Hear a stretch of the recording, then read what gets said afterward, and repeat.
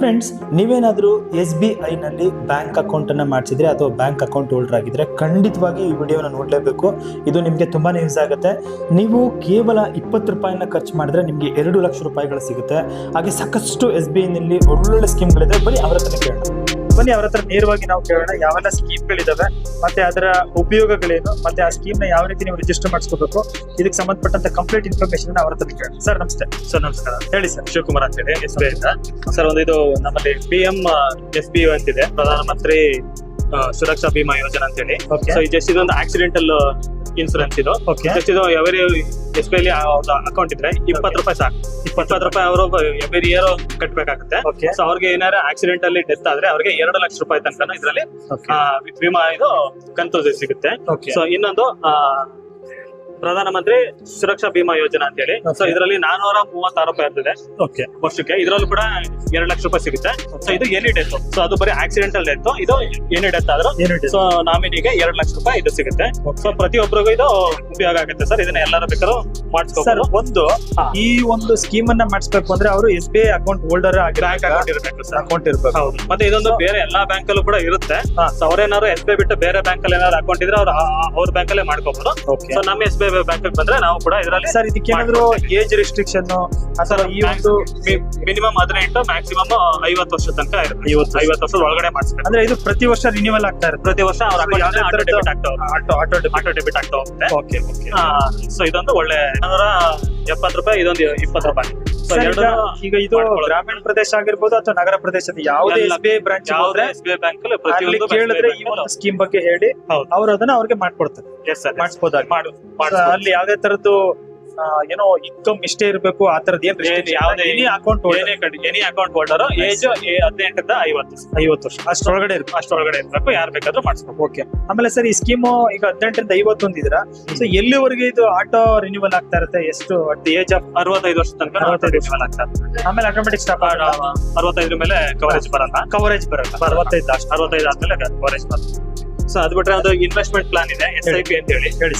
So ಇದು systematic investment plan ಅಂತ ಹೇಳ್ಬಿಟ್ಟು ಮ್ಯೂಚುವಲ್ ಫಂಡ್. ಸೊ ಪ್ರತಿ ತಿಂಗಳು ಮಿನಿಮಮ್ 500 ರೂಪಾಯಿಂದ ಶುರು ಆಗುತ್ತೆ. ಸೊ ಪ್ರತಿ ತಿಂಗಳು ಅವ್ರ ಅಕೌಂಟ್ ಇಂದ ಆಟೋಮೆಟಿಕ್ ಆಗಿ ಕಟ್ಟಿ ಆಗಿ ಅದು ಮ್ಯೂಚುವಲ್ ಫಂಡ್ ಅಲ್ಲಿ ಇನ್ವೆಸ್ಟ್ಮೆಂಟ್ ಆಗ್ತಾ ಹೋಗುತ್ತೆ. ಸೊ ಮ್ಯೂಚುವಲ್ ಫಂಡ್ ಅಲ್ಲಿ ನಾವು ಕಂಪನಿಯಿಂದಾನೇ ಒಬ್ರು ಫಂಡ್ ಮ್ಯಾನೇಜರ್ ಅಂತ ಹೇಳಿ ಅಪಾಯಿಂಟ್ ಮಾಡ್ಕೊಂಡಿರ್ತೀವಿ. ಸೊ ನಿಮ್ಮ ಅಮೌಂಟ್ ನ ಶೇರ್ ಮಾರ್ಕೆಟ್ ಅಲ್ಲಿ ಅವ್ರು ಇನ್ವೆಸ್ಟ್ಮೆಂಟ್ ಮಾಡ್ತಾರೆ. ಸೊ ಅವರು ಒಂದು 20-25 ವರ್ಷ ಎಕ್ಸ್ಪೀರಿಯನ್ಸ್ ಇರುತ್ತೆ ಅವ್ರಿಗೆ.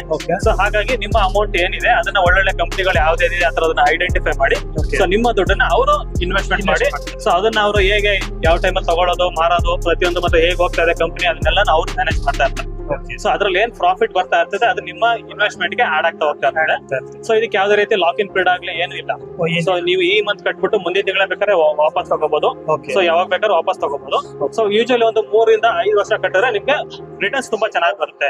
ಸೊ ಅವಾಗ ಒಂದು 16 ಇಂದ 18% ತನಕ ನಿಮ್ಗೆ ಇದರಲ್ಲಿ ಪ್ರಾಫಿಟ್ 5 ವರ್ಷಕ್ಕೆ ಈಗ ನಾವೇನು ಅಮೌಂಟ್ ಇನ್ವೆಸ್ಟ್ ಮಾಡ್ತೀವಿ ಅದಕ್ಕೆ 15 ಇಂದ 18%. ಎಸ್ ಸರ್, 15 ಇಂದ 18% ಅಂತ ಬರ್ತಾ ಇದೆ. ಈಗ ಆಲ್ರೆಡಿ ಕಳೆದ ಒಂದು 20 ವರ್ಷ ಆಗಿದೆ. 20 ವರ್ಷದಿಂದನೂ 18% ಬರ್ತಾ ಇದೆ. ಸೊ ಅವ್ರಿಗೆ ಕೊನೆಯಲ್ಲಿ ಬಲ್ಕ್ ಆಗಿ ಒಂದ್ ಒಳ್ಳೆ ಅಮೌಂಟ್ ಅವ್ರಿಗೆ ಸಿಗುತ್ತೆ. ಸರ್ ಈಗ ಬೇರೆ ಬ್ಯಾಂಕ್ ಗಳ SIP SBI ಅವ್ರ SIP ಏನು ಡಿಫರೆನ್ಸ್ ಏನಾದ್ರು ಇದೆಯಾ? ಯಾಕೆ SBI ಇಂದನೇ ಮಾಡ್ಬೇಕು? ಈಗ ಸಪೋಸ್ ಈಗ ಬೇರೆ ಪ್ರೈವೇಟ್ ಅಥವಾ ICICI HDFC ಆ ತರದ ಬ್ಯಾಂಕ್ ಗಳನ್ನ ತಗೊಂಡ್ರೆ ಈಗ ಅಲ್ಲೂ ಕೂಡ SIP ಪ್ಲಾನ್ ಇದೆ. ಹೌದು ಸೊ ಅವರಿಗೆ ಕಂಪೇರ್ ಮಾಡಿದ್ರೆ ಈಗ ನ್ಯಾಷನಲೈಸ್ಡ್ ಬ್ಯಾಂಕ್ ಆಗಿರೋದ್ರಿಂದ ಇದರಿಂದ ಏನಾದ್ರು ಜಾಸ್ತಿ ಬೆನಿಫಿಟ್ ಇದೆಯಾ ಅಥವಾ ಇಲ್ಲಿ ಏನಾದ್ರು ಮಾಡಿಸಿದ್ರೆ ಅನುಕೂಲ ಆಗತ್ತಾ SIP ಇಂದ ಕಸ್ಟಮರ್ ಗೆ? ಪ್ರೈವೇಟ್ ಬ್ಯಾಂಕ್ ಅಲ್ಲಿ ಆದ್ರೆ ಎಲ್ಲಾ ಪ್ರೈವೇಟ್ ಬ್ಯಾಂಕ್ ಅಲ್ಲೂ SIP ಆಪ್ಷನ್ ಇದೆ. ಸೊ ನ್ಯಾಷನಲೈಸ್ಡ್ ಬ್ಯಾಂಕ್ ಬಂದ್ರೆ ಓನ್ಲಿ SIP, ಕೆನರಾ ಮತ್ತೆ ಇದು ಬ್ಯಾಂಕ್ ಆಫ್ ಬರೋಡಾ, ಈ 3 ಬ್ಯಾಂಕ್ ಅಲ್ಲಿ ಮಾತ್ರ ಇದ್ರ ಅವಶ್ಯಕತೆ ಇರೋದು ಈ ಪ್ಲಾನ್ ಇರೋದು. ಸೊ SBI ಅಲ್ಲಿ ಏನಕ್ಕೆ ಮಾಡ್ಬೇಕು ಅಂತ ಹೇಳಿದ್ರೆ we are the number 1 AMC. So ಅಂದ್ರೆ ಓವರ್ ಆಲ್ ನಮ್ಮಲ್ಲಿ 12 ಲಕ್ಷ ಕೋಟಿ ಇನ್ವೆಸ್ಟ್ಮೆಂಟ್ ಆಗಿದೆ ಭಾರತದಲ್ಲಿ. ಸೊ ಮತ್ತೆ ಒಳ್ಳೊಳ್ಳೆ ಫಂಡ್ ಮ್ಯಾನೇಜರ್ ನಮ್ಮ ಕಂಪ್ನಿಯಲ್ಲಿ ಇದ್ದಾರೆ. ಸೊ ಹಾಗಾಗಿ ನಮ್ಗೆ ಕಸ್ಟಮರ್ಗೆ ನಮ್ಗೆ ಒಳ್ಳೆ ಜಾಸ್ತಿ ಹಣ ನಮ್ಮಲ್ಲಿ ಇರೋದ್ರಿಂದ ಸೊ ನಮ್ಗೆ ಕಸ್ಟಮರ್ಗೆ ಹೆಚ್ಚು ರಿಟರ್ನ್ಸ್ ಕೊಡೋದಕ್ಕೆ ಸಹಾಯ ಆಗ್ತಾ ಇದೆ. ಸೊ ಮತ್ತೆ ನಮ್ಮಲ್ಲಿ ಎಲ್ಲ ಮಿಡಲ್ ಕ್ಲಾಸ್ ಪೀಪಲ್ ಗಳು ಜಾಸ್ತಿ ಬರೋದ್ರಿಂದ ಸೊ ಅವ್ರಿಗೆ ಸೂಟ್ ಆಗಂತ ಫಂಡ್ಗಳನ್ನ ಸೇಫ್ಟಿ ಇರೋಂಥದ್ದು ಸೊ ಮತ್ತೆ ಅವ್ರಿಗೆ ಸೂಟ್ ಆಗೋ ಫಂಡ್ಗಳನ್ನ ನಾವು ಡಿಸೈನ್ ಮಾಡಿರ್ತೀವಿ. ಸೊ ಹಾಗಾಗಿ ಬೇರೆ ಕಂಪ್ನಿಗಳಿಗಿಂತ ನಮ್ಮಲ್ಲಿ ಮಾಡೋದು ಉತ್ತಮ. ಮತ್ತೆ ಇನ್ನೊಂದು ಸೇಫ್ಟಿ. ಸೊ ಕಸ್ಟಮರ್ಗೂ ಒಂದು ಟ್ರಸ್ಟ್ ಇರ್ತದೆ SBI ಬ್ಯಾಂಕ್ ಅಂತ ಹೇಳಿ. ಸೊ ಹಾಗಾಗಿ ಅವ್ರಿಗೂ ಅರ್ಹವಾಗಿರ್ತದೆ ಸರ್ ಇನ್ವೆಸ್ಟ್ಮೆಂಟ್.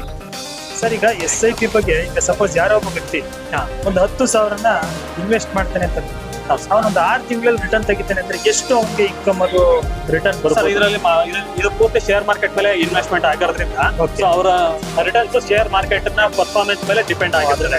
ಸೊ ಅದಕ್ಕೆ ಇಷ್ಟೇ ಬರುತ್ತೆ ಇಷ್ಟೇ ಬರುತ್ತೆ ಅಂತ ಹೇಳಕ್ಕಾಗಲ್ಲ.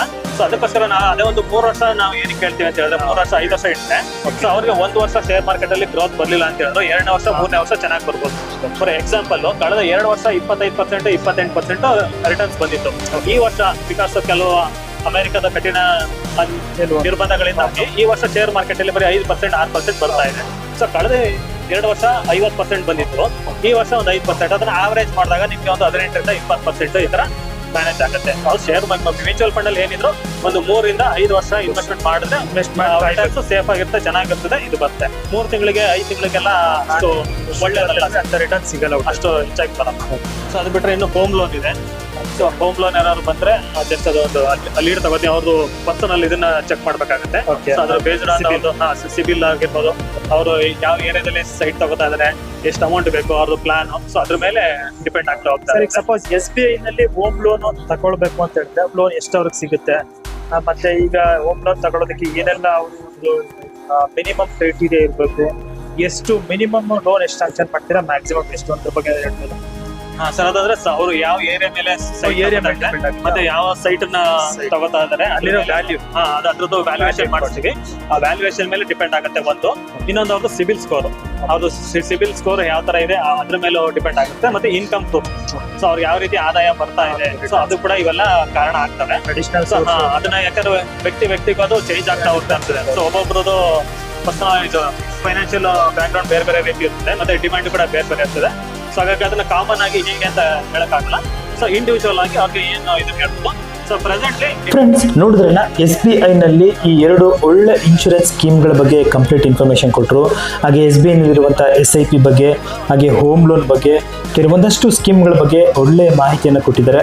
ಸ್ನೇಹಿತರೆ, ಮಾಹಿತಿ ಉಪಯುಕ್ತವಾಗಿದ್ದರೆ ವಿಡಿಯೋಗೊಂದು ಲೈಕ್ನ ಕೊಟ್ಟು ಫ್ರೆಂಡ್ಸ್ ಮತ್ತು ಫ್ಯಾಮಿಲಿಗೆ ಶೇರ್ ಮಾಡಿ, ಹಾಗೆ ನಮ್ಮ ಚಾನಲ್ನ ಸಬ್ಸ್ಕ್ರೈಬ್ ಮಾಡ್ಕೊಂಡು ಸಪೋರ್ಟ್ ಮಾಡಿ ಅಂತ ಹೇಳ್ತಾ ಮುಂದಿನ ವಿಡಿಯೋದಲ್ಲಿ ಮತ್ತೊಂದು ಹೊಸ ವಿಷಯದೊಂದಿಗೆ ತಮ್ಮ ಮುಂದೆ ಬರ್ತೀನಿ. Thank you, bye bye.